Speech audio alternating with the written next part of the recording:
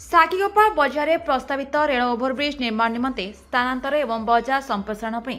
साखीगोपा नियंत्रित बजार कमिटी परिसर में एक जनशुणाणी शिविर अनुष्ठित हो जाए। सत्यवादी तहसिल अंतर्गत 2 गोटी मौजा तथा जयपुर और सत्यवादी ओरफ पेंठपड़ा ओरफ गोपालपुर पाटनार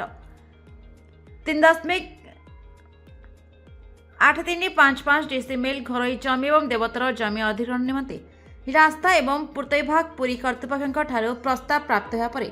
तत्संपर्कित न्यायोचित क्षतिपूरण अधिकार एवं जमी अधिग्रहण स्वच्छता पुनर्वास एवं थैथान आईन 2013 धारा 16 अनुଯାୟୀ पुनर्वास थैथान योजनार चिठा प्रस्ताव जनशुणाणी अनुष्ठित हो जाए।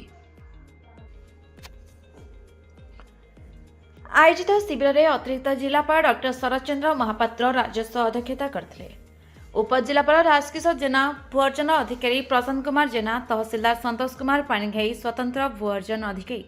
कैबल्य किशोर कर, आरएनबी अधीक्षण जंत्री सौम्यरंजन द्विवेदी, जिला मंगल अधिकारी ममता परिड़ा, सहकारी जंत्री जितेंद्र कुमार प्रधान उपस्थित थे।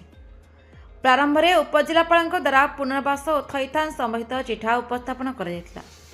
जनशुणाणी 2 गोटी मौजार पाखापाखि 500 जनसाधारण समागम रे सभा कार्य सुचारूपे परिचालित होगा संगे संगे उपस्थित प्रकल्प अंतर्गत प्रस्तावित व्यक्ति विशेषों